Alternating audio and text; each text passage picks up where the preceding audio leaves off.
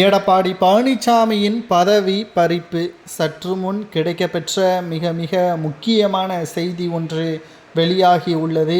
எடப்பாடி பழனிசாமி பொதுச்செயலாளராக பதவியேற்றதில் இருந்துதான் பல்வேறு பிரச்சனைகள் அதிமுகவில் நிலவி வருகிறது.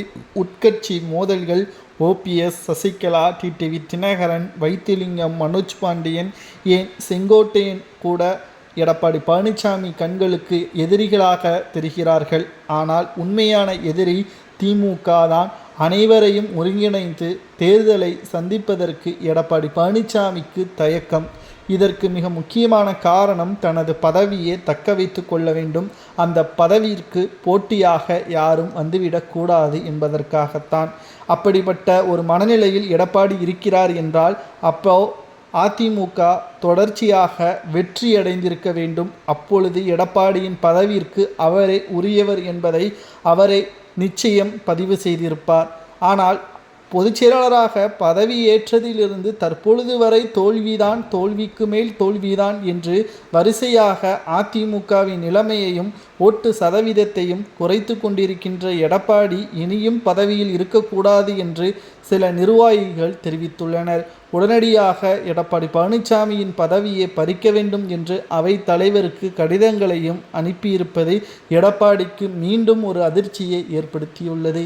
ஏனென்றால் சட்டசபை தேர்தல் நடைபெறுவதற்கு இன்னும் 7 மாதங்கள் தான் இருக்கிறது. இந்த 7 மாதங்களில் பல்வேறு பிரச்சனைகள் அதிமுகவில் மீண்டும் வந்தால் அதை சமாளிக்கக்கூடிய திறமை எடப்பாடியிடம் இருக்கிறதா என்று கேட்டால் அது கடினம்தான். ஏனென்றால் தேர்தல் வேலைகளை பார்ப்பதா, உட்கட்சி விவகாரங்களை சமாளிப்பதா என்ற மிகப்பெரிய ஒரு சிக்கலில் எடப்பாடி மாட்டிக்கொள்வார். தற்பொழுது அதிமுகவை ஒருங்கிணைத்து விட்டால் அவரது பதவி அவரிடம் இருக்கும், இல்லை என்றால் அவரது பதவி பறிப்பது உறுதிதான் என்று சில நிர்வாகிகளும் கூறியுள்ளனர். உங்களது கருத்துக்களை கூறுங்கள். அதாவது அதிமுகவின் உண்மையான தொண்டர்களது மனநிலை என்ன?